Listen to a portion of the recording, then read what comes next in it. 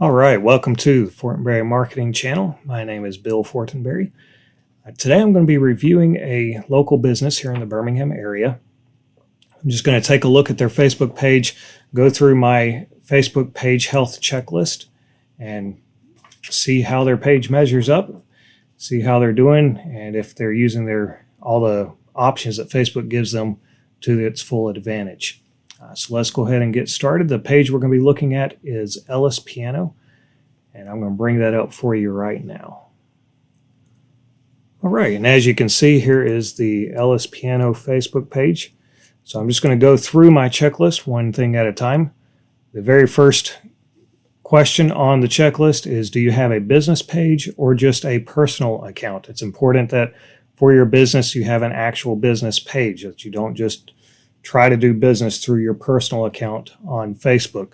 You can do it that way, but you lose out on a whole lot of tools that Facebook makes available for free to businesses. Now you can see with Ellis Piano, this actually is a business account. It's not the personal account of Mr. Ellis or of one of his sons. It's the actual business having their own page on Facebook. The next thing is your business name in the URL of your Facebook page? To find that out, you can go up to the top here, the bar where you put in the web address. And in their case, you can see it does say facebook.com/Ellis Piano Oregon. If they did not have their own URL, if you look at yours and you haven't set up your own URL there, it would be facebook.com/ and then it would have a random string of letters and numbers. So you want to make sure you customize that so that it does say your business name after facebook.com. And that's just a point of professionalism. It shows your customers that you know what you're doing and that you're a bit of a professional business rather than just flying by the seat of your pants. Okay, the next thing is your branding prominent in your cover photo. And so in this case it is. Their branding is very prominent. You can see their name right there, Ellis Piano. The cover photo is this large photo right at the top of the page. It's the first thing people see when they visit your page. And so they have done a good job here of putting their branding in the cover photo. Now, they didn't have to put their name in the photo in order for their branding to be there. They could have had a nice photo of a piano or a nice photo of their showroom. Just anything that lets people know when they come to the page, this is a piano dealer. And the front of the building works well for that. The next question is, do you have your logo as your profile photo? The profile photo is this little round photo right here. They do not use a logo here, but they use a picture of a piano, which is just as good for them. Now you want to notice some things. You want to notice some things about this profile picture. If you scroll down, you can see it shows up again right here next to their name. And then if they made any comments, let's see, we have some comments here, see if they replied to any comments. Nope, they didn't reply to any of those. I don't see any comments by the folks at Ellis on their Facebook page, which is a negative in their case. They should be making replying to comments. But you'll notice next to their name, they still have this same profile picture. Your profile picture shows up next to your name everywhere that your business name appears on Facebook. And so you want to make sure that that picture is something that will show up clearly in a small size. And theirs is okay. It will actually show up smaller than this in some places on Facebook. So there's, with that, they have a picture in the background, it looks like, and catching just the corner of the picture behind the piano. If they could move that piano in front of a blank wall that doesn't have anything on the wall, it would stand out a whole lot better and look better in their profile picture. Okay, and then the next thing for the top section is, do you have a call to action button and does it work properly? They do not have a call to action button on their page. Let me go to my Oh, sorry about that. Let me see if I can go to my page and show you the call to action button. All right, so this is my own Facebook page, and you can see I have a call now button. It's not lit up because I'm logged in and I'm viewing it as if I was someone else, so I can't actually use it, but I have that call now button right there on the page, and you want to make sure that you have that for your business. Let me go back to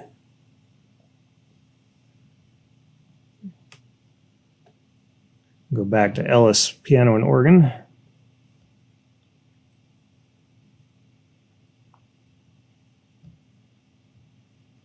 All right, and so they do not have a call now button or a message button or any type of action button on the top of their page. So they want to make sure that they add that. They can go into their page settings and add that call to action button to their page.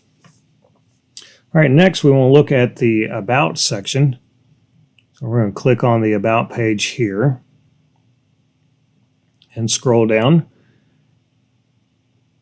Okay, and so we want to first check and make sure categories are listed. They do have their category listed as a musical instrument store. Now Facebook does allow you to have multiple categories. So it could be that they could add something else here.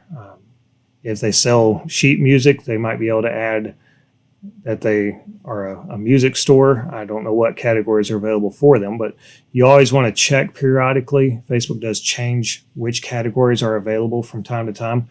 So you want to check periodically and just make sure that you're listed in the best categories for your business. This is probably a pretty good category for them to be listed in. Okay, next is the address listed, and in their case, they do not have their address listed in their About section, so it's going to be kind of hard for people to see their Facebook page and then find them and go in and buy a piano.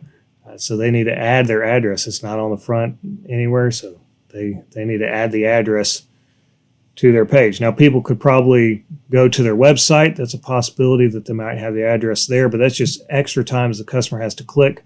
It'd be a whole lot better if they had it all just right here on the About page. They do have contact info listed, both the phone number and an email address, and then also they have their website listed. You can here also, it says websites and social links. You can include your other social media links like your LinkedIn page, Instagram, TikTok, whatever other social media you have, a YouTube page. YouTube would be great for this company if they could record someone playing their pianos and create a YouTube channel, kind of like the Piano Guys, if you're familiar with them. That's how they got started. They were selling pianos, and then they decided, let's make some YouTube videos of us playing the pianos in order to help promote them and sell more. And their YouTube videos got so popular, they got rid of the piano store and just went full-time into making YouTube videos and traveling the world. But anyway, this company, Ellis Piano, they could add a YouTube page here and do the same thing. They do not have their hours of operation listed. That's another thing that they would want to do, because if I look them up here and say I find their address and drive there, I'm going to be kind of disappointed if I go to all that trouble and then they're not even open. So they do need to have their hours of operation listed there. I always recommend that companies have their reviews turned on. There are no reviews on here. There's nowhere to leave a review. So I would recommend that they turn on the ability to leave reviews so that customers can see that other customers have found them helpful and have benefited from their service. Okay, and then there's the brief description in the intro section, and that's on the main section of the page. And there's this intro here. And you can see there it has, we have been serving Birmingham and surrounding areas since 1983. The foundation of our business is no. I'm assuming there's supposed to be a word that just starts with NO and it's supposed to continue there. But what has happened is Facebook has from time to time changed the amount of characters that are allowed in this section. Right now I think it's 100 or 200 characters max. And so they have used up all their characters. But in the past, Facebook allowed more characters in that section. So they obviously wrote this description at a time when more characters were allowed. And then when Facebook changed the rule, they haven't gone back and double checked and found out that their description here makes no sense. And that's actually hurting their business. It tells people that while they're active on Facebook over here, they're not really paying attention to the details. And so maybe they're not going to pay attention to the details in my order if they're not paying attention to the details on Facebook. So that's something I'd highly recommend that they correct there. And then let's look at the post. The first question I have in my checklist regarding post is, do you have a pinned post at the top of the feed? They do not have any pinned post up here. If they did, they would have a very small post going across, 2 or 3, just going across this top bar here that would stay on the top at all times. I recommend that businesses get a small video, a short video, 1 to 3 minutes, just kind of explaining your business. Excuse me, and explaining what you do. And just put that as a pinned post at the top. And then maybe your most popular post in your news feed, in your feed on your page. Grab your couple of most popular posts and put them up there also. Okay, the next thing is, are you regularly posting collections of 10 or more photos? And so let's scroll down through here, and I don't think that they are. They are not. They're mainly doing one picture at a time. Every now and then they'll do a little collection like the 3 here. Up at the very top, the most recent post has 5 photos. I always recommend in my 1-10-10 strategy that companies do at least 1 post a week, that post be a collection of at least 10 photos, and then that collection of photos should be shared in at least 10 groups. And so they're doing pretty good on the frequency of posting, but they're not taking advantage of a feature that they could use if they did a collection of at least 10 photos. That would put a little plus symbol down on this bottom photo, and it would say, if they had 10, it would say +6 here, and then people can click on that, and that encourages interaction on the page and will get more views. So that's something I would recommend that they change. And then I would also recommend that each set of photos end with a branded photo that says, "Thank you for looking at these pictures." And obviously their last photo is just this photo of the guys unboxing a piano. But if they had a collection with 10 photos and then the very last photo include their brand and logo and contact information, then when customers get to that last photo and they want to buy, the contact information is right there for them to call or look at the website or get the address right away and go visit them and make a purchase. And so it just makes it easier for the customers if you do that. Okay, I also have the question, do you include a link to your website in the text of your post? And you can see in the text here, there is no link to their website.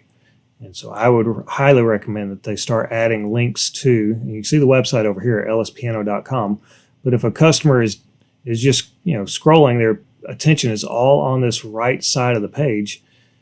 In order to find the website, they have to shift their attention over to the left side of the page. And it's just an extra step that you're forcing the customer to do. And it's better if it's all just right there in the same area so that it's easy for the customer to click on the website and get over to the company webpage. Okay, and then the next question is, are you sharing each post in at least 10 local Facebook groups? And so I noticed some shares here on this one. It says there are no public shares. So that means it was just individuals sharing it.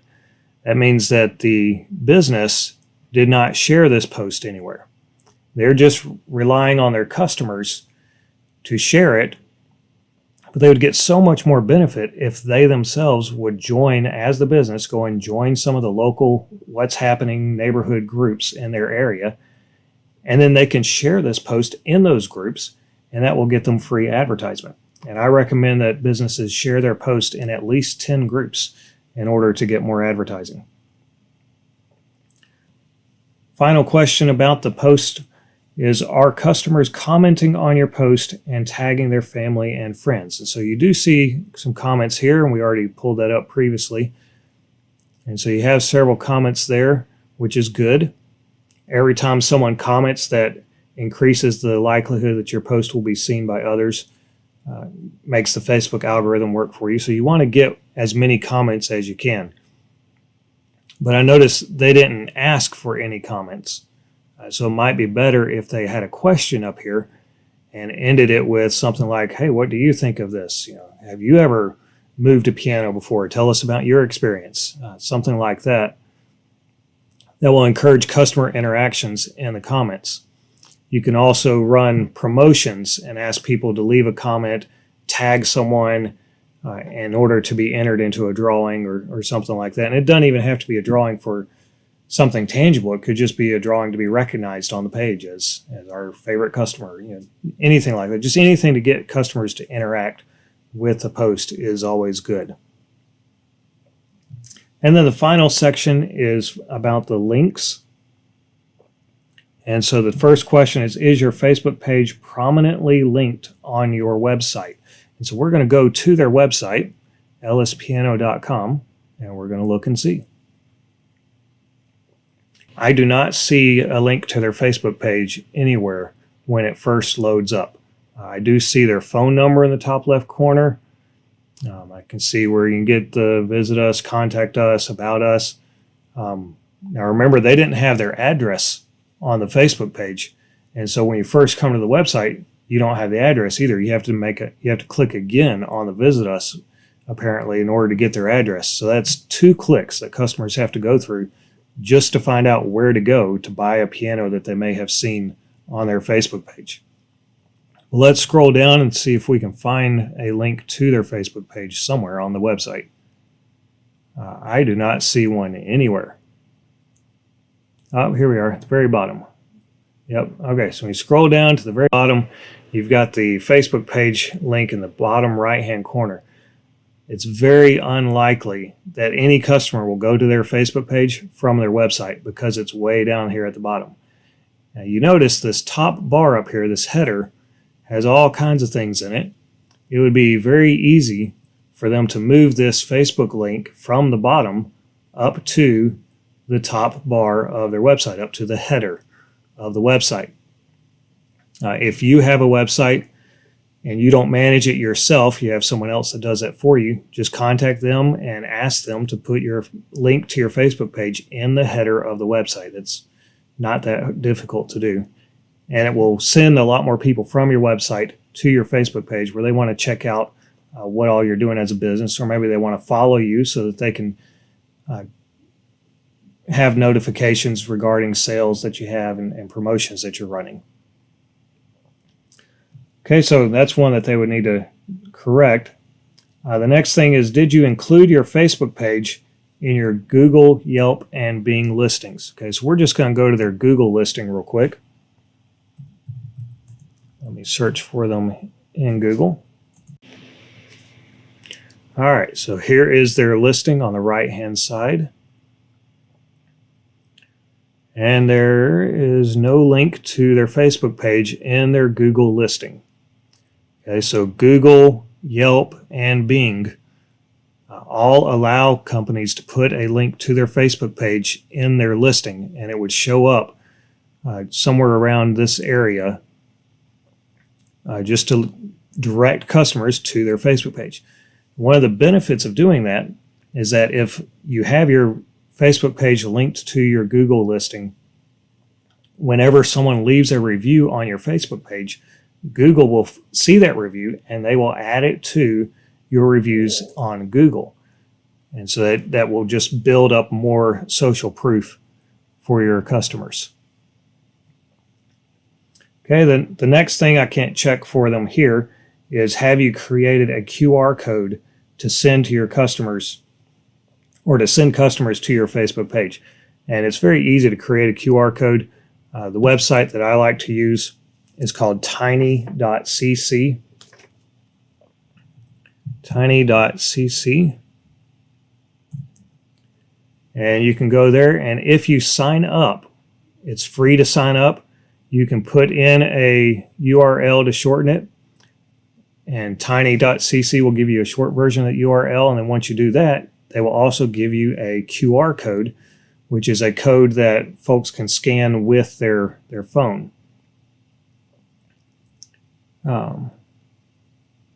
Let's just let's go to their Facebook page. So you can go to your Facebook page, get the URL for your Facebook page. You can paste it into tiny.cc and tap shorten. And that gives you a short one. You could even do a custom version of that. So let's try this Ellis real quick. See if it will let us shorten it to that. Someone's already used the .Ellis. Let's do Ellis Piano.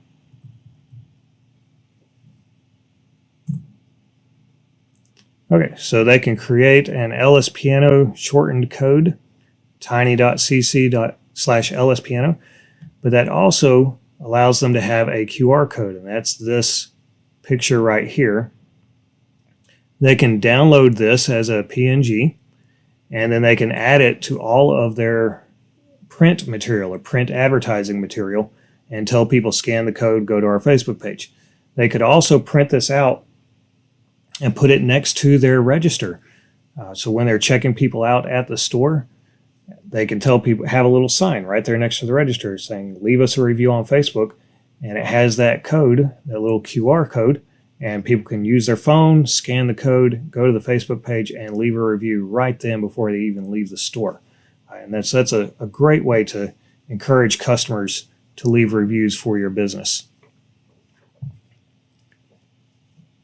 And then the final thing is the question, is your Facebook page included on company business cards and letterheads? And of course, I can't see their business cards or letterheads here, but if you want to drive customers to your Facebook page where they can interact with you, and you can get that social proof from people interacting with you on Facebook, and other customers can then see it and they'll share it with their friends, and it'll build your business. If you really want to use Facebook to build your business, you need to have your Facebook page mentioned in your literature. So in your flyers and your business cards, on your letterheads, just go ahead and add the web address for your Facebook page. Okay, so that's my review of this particular business. I will continue doing this with other businesses and post more in the future. So subscribe to the channel and come and see more. If you would like for me to review your business, just leave a comment in the comment section with a link to your business's Facebook page, and I'd be happy to review your business for you as well. As I mentioned at the beginning, this checklist is available for free. I'll have the link below in the description. You can go there and download that. Just ask for your email address and add you to my mailing list, and I will send you this Facebook page health checklist. I also have an online course where I teach businesses how to use my 1-10-10 strategy in order to get thousands of customers through Facebook without having to pay for Facebook ads. So if you're interested in that 1-10-10 strategy, I do have an online course for that, and I'll include the link for that in the description as well. Thank you again for watching today, and I hope you'll subscribe, and we'll see you in the next one.